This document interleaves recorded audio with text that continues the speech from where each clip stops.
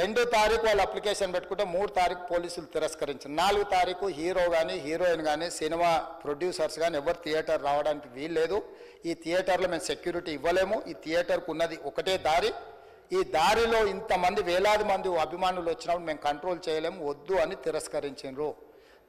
తిరస్కరించిన తర్వాత కూడా 4 తారీఖు 9:30 ప్రాంతంలో హీరో రావడం జరిగింది. రావడం కారులో వచ్చి థియేటర్లో పోయి సినిమా తెచ్చి మళ్ళీ కారులో వెళ్ళిపోతే పెద్దగా ఇంత ఇబ్బంది జరుగుతుండేనేమో లేదో నాకు తెలియదు. కానీ ఎక్స్రోడ్ చౌరస్తా కంటే ముందు నుంచే కారులో రూఫ్ టాప్ ఓపెన్ చేసి రోడ్ షో చేసుకుంటే థియేటర్లో పోవడంతో ఆ చుట్టుముట్టుతున్న 7-8 థియేటర్లలో ఉన్న సినిమా అభిమానులు మొత్తం ఇక్కడికే రావడంతో వేలాది మంది జమ అయినారు. ఆ గేట్ ఒక్కసారి హీరో కారు లోపలికి పంపించడానికి ఆ ఉన్న గేటు తెరవడంతో వేలాది మంది ఒక్కటేసారి ఉప్పెనలాకి వచ్చారు. ఆ ఉప్పెనలో చనిపోయిన రేవతి, ఆమె కొడుకు, భార్య, భర్త, కూతురు వాళ్ళు అలాగైపోయి కొడుకు తల్లి ఒక పక్కన పోయి ఆ జనాల నుంచి తప్పించుకొని టికెట్ చేసుకొని ఆ తొక్కిసలాటలు హీరోను థియేటర్ లోపలికి తీసుకుపోవాలనుకున్న టైంకి అతను బండి మీద రోడ్ షో చేసి దిగేటప్పటికి వేలాది మంది హీరోని కలవడానికి చొచ్చుకొచ్చారు ముందుకు. అసలు అంటే ఈ రకమైన వాతావరణంలో అతన్ని లోపలికి తీసుకువెళ్ళాల్సిన సందర్భంలో అతను ప్రైవేట్ సెక్యూరిటీ ఇవాళ మనం ఫంక్షన్లలో బౌన్సర్లని మనం చూస్తూ ఉన్నాం. 50-60 మంది సరిగ్గా లెక్క తెలియదు, 50-60 అని అంటున్నారు, నెంబర్ 4 ఎక్కువ తక్కువ.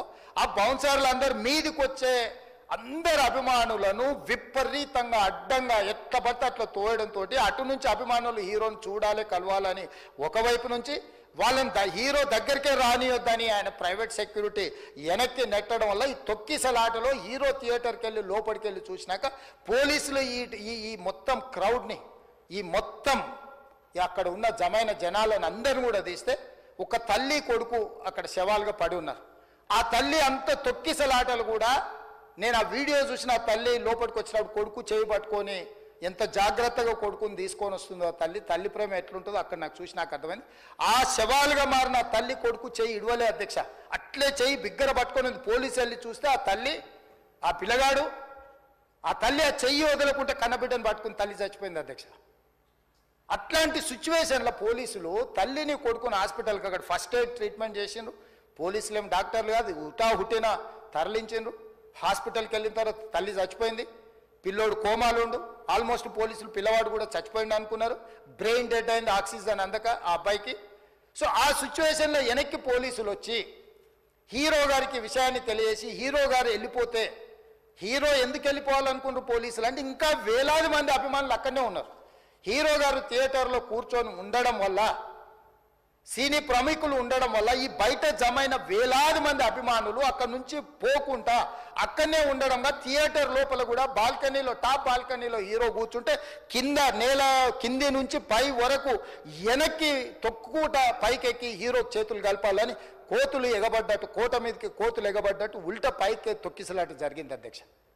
థియేటర్ వాళ్ళు పోలీసులను హీరో దగ్గరికి వెళ్ళి చెప్పడానికి కూడా అనుమతి ఇవ్వకుండా థియేటర్ వాళ్ళు పోలీసులను బ్లాక్ చేశారు అధ్యక్ష. ఎప్పుడైతే హాస్పిటల్లో తల్లి చచ్చిపోయిన పిల్లగాడు కూడా ఆల్మోస్ట్ చావు నోట్లో ఉన్నాడు అని తెలిసి పోలీసులు వచ్చి ఏసీపీ వెళ్ళి చెప్పడానికి పోతే థియేటర్ సిబ్బంది లేదు హీరో దగ్గరికి వెళ్ళడానికే వీళ్ళదని చాలాసేపు పోలీసులను కూడా హీరో దగ్గరికి పోనీయలేదు అధ్యక్ష వాళ్ళ ప్రైవేట్ వీళ్ళు. చివరికి ఏసీపీ కోపం వచ్చేసి మిమ్మల్ని అందరిని తీసి లోపల వేయాల్సి వస్తుందని చెప్పిపోయి హీరోకు ఏసీపీ క్లియర్గా ఇద్దరు చనిపోయినరు, మీరు ఇక్కడ కూర్చుంటే థియేటర్లోనగా థియేటర్ బయట ఉన్న వేలాది మంది ఈ సినీ అభిమానులను మేము కంట్రోల్ చేయలేకపోతున్నాం, ల్యాండ్ ఆర్డరు శాంతి భద్రతలు చేయి దాటిపోయినాయి, మేము లాఠీ చార్జ్ చేయాల్సిన పరిస్థితి ఉంది, మీరు దయచేసి వెళ్ళిపోండి, వచ్చిండ్రు చూసిన కదా వెళ్ళిపోండి అంటే లేదు నేను సినిమా అయిపోయే వరకు ఇట్లే కూర్చుంటానని పోలీసులతో చెప్పిండని సిటీ కమిషనర్ నాకు చెప్పడం జరిగింది అధ్యక్ష. అదేవిధంగా ఇంకా కంట్రోల్ కాకపోవడంతో అప్పుడు డీసీపీ పై అధికార రంగంలో దిగి వాళ్ళ అందరినీ లోపల వాళ్ళ ఎంబడున్న అడ్డుకుంటున్న వాళ్ళను పోలీసులతో జరిపించి చక్కగా డీసీపీ పోయి హీరో గారికి బయట చనిపోయినరు, పరిస్థితి చాలా గందరగోళంగా ఉన్నది, మీరు ఇక్కడ నుంచి కదలాల్సిందే లేకపోతే మిమ్మల్ని పోలీస్ స్టేషన్కు తీసుకెళ్లాల్సిన పరిస్థితి వస్తుంది, మీరు ఇక్కడ నుంచి కదలాల్సిందే అని బలవంతంగా అతన్ని సినిమా మధ్యలో 12 గంటల సమయంలో రాత్రి 12 గంటల సమయం అట్టిగా ఆ సమయంలో అతను తీసుకొచ్చి బండి ఎక్కిస్తే మళ్ళీ అతను రూఫ్ టాప్ ఓపెన్ చేసి మళ్ళీ చేతులు ఊపుకుంటూ రోడ్ షో చేసుకుంటూ అంటే తల్లి చనిపోయి పిల్లగాడు చావు బతుకుల మధ్యలో ఉన్నాడు, మీరు వెళ్ళండి అని వెనక్కి పంపిస్తే కూడా మళ్ళీ కారులో రూఫ్ టాప్ ఓపెన్ చేసి చేతులు ఊపుకుంటా అభిమానులను సంతోషపెట్టుకుంటా రోడ్ షో చేసుకుంటా అతను వెళ్ళిపోయింది అధ్యక్ష. పోలీసులు కేసు చేసిరు, కేసు మీద థియేటర్కి సంబంధించిన కొంతమందిని అరెస్టు చేసిరు. అరెస్టు చేసి 10-11 రోజుల తర్వాత పోలీసు హీరో గారింటికి వెళ్ళిండ్రు. మీరు కూడా కేసులో A11 మీ మీద కేసు ఉందని చెప్పడానికి పోలీసులతో దురుసుగా ప్రవర్తించిండు. మీరు ఆ వీడియోలన్నీ కూడా చూసిండ్రు. ఆ పరిస్థితిలో చట్టాన్ని అమలు చేసే పోలీసులు ఆల్రెడీ ప్రాణాలు పోయినాయి, ఒక నిరుపేద తల్లి చనిపోయింది, కొడుకు చావు బతుకుల మధ్యలో ఉన్నాడు. ఆ రోజు కోర్టులో కేసులు కూడా వస్తున్నాయి. కోర్టుకు కూడా మీరు విచారణలు ఏం చేసిండ్రని కోర్టుకు కూడా పోలీసులు జవాబు చెప్పాల్సిన పరిస్థితి ఉండే అధ్యక్ష. దాంతో మాట్లాడితే వాళ్ళు చాలా బాధ్యతారహితంగా సమాధానాలు ఇచ్చారని మా పోలీస్ సిబ్బంది చెప్తున్నారు. దాంతోనే అతన్ని పోలీస్ స్టేషన్కి తీసుకెళ్ళారు అధ్యక్ష. ఇక్కడి వరకు ఒక హీరో, ఒక థియేటర్లో జరిగిన సంఘటనలు, వీటన్నిటి నేపథ్యంలో పోలీసులు వాళ్ళ విధి నిర్వహణ నిర్వహించారు అధ్యక్ష. ఎప్పుడైతే అతను పోలీస్ స్టేషన్కు తీసుకెళ్ళిరో కొన్ని రాజకీయ పార్టీలు పైశాచికంగా ఎంత నీచంగా నన్ను తిట్టుకుంటా పోస్టులు పెట్టినరంటే, అంటే తెలంగాణ समाजంలో మలక్పేట్ बलाला साहब के कॉन्स्टिट्यूंसी के वोटर है, उन लोग मलकपेट के छोटे नौकरी, उसका नौकरी अकबर साहब वो 30,000 नौकरी करता है, उसके परिवार में कोई कमाई नहीं है, एक टिकट 3,000 रुपए में खरीदा, वो बच्चा उनका फैन है बोल के उनके परिवार 12,000 रुपए रखकर 4 टिकट खरीद के पिक्चर को गए. 30,000 महीने को कमाने वाले నెలకు 30,000 జీతంతో పనిచేసి ఒక ప్రైవేటు చిన్న దాంట్లో ఉద్యోగం చేసుకునే తండ్రి తన కొడుకు ఆయన అభిమానాన్ని కుటుంబము 12,000 రూపాయలు 3,000కు ఒక టికెట్ 12,000 రూపాయలు పెట్టి సినిమా థియేటర్కి వెళ్తే థియేటర్లో చనిపోయిన 11వ రోజు వరకు వీళ్ళు ఎవరు హీరో కానీ ప్రొడ్యూసర్ కానీ ఎవరు కానీ ఆ కుటుంబాన్ని చనిపోయిన కుటుంబాన్ని కానీ హాస్పిటల్లో చావు బతుకుల మధ్యలో ఉన్న పిల్లవాడిని పరామర్శించడానికి కూడా పోలేదు అధ్యక్ష. ఇది ఏ రకమైన మానవత్వం అధ్యక్ష నాకు అర్థం కాలే. ఇలాంటి మానవత్వం లేకుండా వ్యవహరించిన వాళ్ళను పోలీసులు విధి నిర్వహణలో భాగంగా పోలీస్ స్టేషన్కు తీసుకెళ్తే ఒక ఆయన ట్విట్టర్లో పెడతాడు అడ్డగోలుగా 10 ఏళ్ళు మంత్రి చేసి ఉద్యమాలు చేసినామని చెప్పుకునేటోళ్ళు, ఉద్యమాల సమయంలో సినిమా షూటింగ్లో జరగొద్దని దాడులు చేసిన వ్యక్తులు ఇవాళ అతను భగవత్ స్వరూపుడు, అసలు అతన్ని పోలీసులు ముట్టుకుంటారా? అసలు ఈ రాష్ట్రం ఏమైపోతుంది? ఈ రాష్ట్రం ఉంటుందా? ఈ రకంగా రాజకీయ పార్టీలు అధ్యక్ష, రాజకీయ పార్టీలు ప్రజాప్రతినిధులుగా చనిపోయిన ప్రాణాల విలువ లేకుండా చావుకు కారణమైన ప్రత్యక్షంగా పరోక్షంగా అయిన వాళ్ళని పోలీస్ స్టేషన్కు విచారించడానికి పిలిస్తే కూడా అది కూడా తప్పుపట్టి ప్రభుత్వాన్ని బద్నాం చేయాలి, ముఖ్యమంత్రిని తిట్టాలని ఎంత నీచమైన భాష వాడిండ్రు అధ్యక్ష. యూట్యూబ్లలో మీరు చూడండి. నాకేముంటుంది అధ్యక్ష, ఏంది ఆ సినిమాకు స్పెషల్ రిలాక్సేషన్స్ ఇచ్చి ఇవాళ సినిమా ఏదైతే వ్యాపారం చేసిందో సినీ పరిశ్రమను ప్రోత్సహించాలని మొదటి వారం అత్యధికంగా సినిమా ధరలతో టికెట్లు అమ్ముకోవడానికి, స్పెషల్ షోలు వేసుకోవడానికి, బెనిఫిట్ షోలు వేసుకోవడానికి ప్రత్యేకమైన అనుమతులు ఇచ్చింది నా ప్రభుత్వమే కదా, మా ప్రభుత్వమే అధ్యక్ష. సినీ పరిశ్రమను ప్రోత్సహించాలనే మా విధానం. ప్రోత్సహించే క్రమంలో తెలంగాణ ప్రజల ప్రాణాలను తీసుకోమనే, ప్రాణాలు తీసుకుంటే కూడా వాళ్ళని ఏమనొద్దానంటే మీరు లా చేయండి అధ్యక్ష. మరి స్టేట్కు లా అథారిటీ ఉందో లేదో నాకు తెలియదు, కానీ star, film star, super stars or political stars is having some special privilege. If they murdered anyone also we need not to prosecute or otherwise we need not to book any case against these personalities అని మనం మీరు చట్టం చేస్తా అంటే సినీ ప్రముఖులకు కానీ రాజకీయ ప్రముఖులకు కానీ స్టార్లని ఫీల్ అయ్యే వాళ్ళ పట్ల ప్రత్యేకమైన చట్టం ఉంటుంది, వాళ్ళ మీద కేసులు పెట్టొద్దని మీరు ఏమైనా చట్టం చేస్తే ఆ చట్టం అమలు చేస్తాం అధ్యక్ష. ఈ రోజున్న డాక్టర్ బాబాసాహెబ్ అంబేద్కర్ ఇచ్చిన చట్టం ప్రకారము దీనికి కారణమైన వాళ్ళను ప్రత్యక్షంగా పరోక్షంగా కారణమైన వాళ్ళందరి మీద కేసులు కట్టి పోలీసులు విచారణ చేయాల్సిందే, బాధితులను శిక్షించాల్సిందే అధ్యక్ష. సో ఈరోజు ఆ కుటుంబాన్ని ఆదుకోవడానికి ఈరోజు కూడా ఆర్థికపరమైన విషయాల్లో కానీ దీంట్లో కానీ వాళ్ళు ఎవరు పెద్దగా ఆసక్తి, కనీసం సినిమా వాళ్ళు ఒక్కరోజు అతను పొయ్యి వస్తే సినీ ప్రముఖులందరూ అతని ఇంటికి వెళ్ళి అతనికి మొత్తం ఏదో కాళ్ళు చేతులు యాక్సిడెంట్లో పోయినట్టు కన్నీళ్లు గారుస్తారు.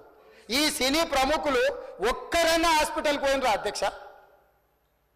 నేను సూటిగా తమ ద్వారా సినీ ప్రముఖులను నేను అడుగుతున్నా అధ్యక్ష. తల్లి చనిపోయి 9 సంవత్సరాల పిల్లగాడు బ్రెయిన్ డెడ్ అయ్యి ఆక్సిజన్ అందక 20 రోజుల నుంచి హాస్పిటల్లో కోమాలో ఉంటే ఈ సినీ ప్రముఖులు ఒక్క రోజు కోసం పోలీస్ స్టేషన్ పోయిన ఇంటికాడ క్యూ కట్టి ప్రభుత్వాన్ని తిడుతున్నారు, నన్ను తిడుతున్నారు, అతన్ని పరామర్శిస్తున్నారు. ఏమైంది అధ్యక్ష? అతను కాలు పోయిందా, కన్ను పోయిందా, చేయి పోయిందా, ఏమైనా కిడ్నీలు దెబ్బతిన్నా, ఏమైంది? అతన్ని ఇంతమంది సినీ ప్రముఖులు పరామర్శించారు, కలిసిండ్రు, అభినందించారు. కానీ ఆ పిల్లగాన్ని కనీసమన్నా పరామర్శించడానికి సినీ ప్రముఖులు ముందుకు రాలేదంటే సినిమా ఇండస్ట్రీలో ఉన్న ప్రముఖులు ఏం ఆలోచన చేస్తుండ్రో, ఏం కోరుకుంటుండ్రో నాకైతే తెలియదు. 100% जो भी अकबरुद्दीन ओवैसी साहब ने जो मुद्दा उठाए, वो मुद्दा के लिए मैं ये बात कह रहा हूं, सचमुच बोल रहा हूं, ये शर्म की बात है. 20 दिन के बाद भी इतने 1 दिन के लिए उनको पुलिस स्टेशन को लेकर गए तो हाईकोर्ट भी इमीडिएट अजर्नमेंट मोशन, लंच मोशन ले लिए, उनका बेल भी दे दिए, सब कुछ है. आधी रात को 11-12 बजे अपने लोग बोल रहे थे जेल का दरवाजा खोलो, 12 बजे उनको छोड़ो. अरे भाई कहां है प्रोविजन? कहां से छोड़ू मैं?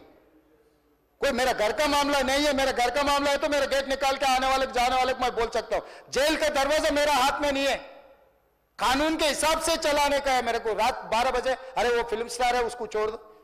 भाई अगला दिन मैं रहे तो ना फिल्म स्टार को छोड़ने के लिए. अगर आधी रात को 12 बजे किसी को जेल से छोड़ने का कोई लॉ है तो बोलो, मैं भी लागू करता हूं. तो इसीलिए ये इतने फिल्म स्टार कोई भी दवाखाना तक नहीं गया, छोटे बच्चे को नहीं देखा अकबर साहब. ये अफसोस की बात है, शर्म की बात है. सचमुच बोल रहा हूं मैं. अगर मैं वहां पर जाके देखने के लिए मैं पूरा स्टाफ और मेडिकल एंड हेल्थ सेक्रेटरी, मेरा कमिश्नर, सब टीम को मैं डिप्लॉय कर दिए. सीता और अपने कमीशन चेयरपर्सन सब लोगों को वहां भेज के मैं continuously I am monitoring that boy health condition. So ये कैसे कहां जा रहे हैं हम लोग?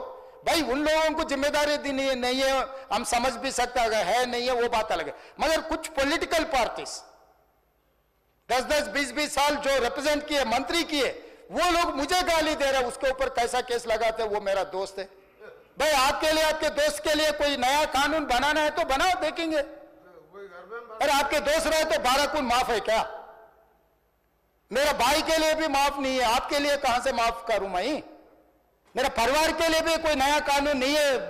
स्पीकर साहब, मैं ये कुर्सी में बैठा हूं, जो कानून है डॉक्टर बाबा साहब अंबेडकर जी ने जो कानून दिया, कानून के हिसाब से हम सरकार चलाएंगे. जो अकबर साहब ने जो बात लिखा, कुछ प्राइवेट डिस्कशन है, कुछ पब्लिक विजुअल्स है. जो पब्लिक विजुअल्स में वो वापस जाते वक्त भी हाथ हिलाया, रोड शो किए, आने से पहले किए, जाने से समय पर किए, पुलिस वाले भी उसको जल्दी जाने के लिए कोशिश प्रेशर किए, सब कुछ सच है. मगर उनको तो बेल मिल गए. अभी कानून तो हम मानना ही पड़ता. तो ये हकीकत है, ये सचमुच है, मगर ये अफसोस की बात है. मैं फिल्म इंडस्ट्री जो बड़ा लोग है, मैं उन लोगों से गुजारिश करता हूं, इनह्यूमन नहीं रहना. आप बिजनेस कर लो, आप पिक्चर निकालो, पैसे कमाओ, सरकार से इंसेंटिव्स ले लो, सब्सिडीज ले लो, स्पेशल प्रिविलेज शूटिंग के लिए जो होना है वो मांगो. मगर किसी का हत्या होने के बाद, किसी का जान बचाने के बाद, किसी का जान लेने के बाद आज स्पेशल प्रिविलेज मांगे तो ये सरकार में नहीं मिलने वाले. मैं जब तक मैं कुर्सी में रहता हूं तब तक नहीं देता हूं. मेरा जिम्मेदारी तेलंगाना आम जनता का जान बचाने का मेरा जिम्मेदारी है. उन लोगों के लिए कोई भी तकलीफ दिए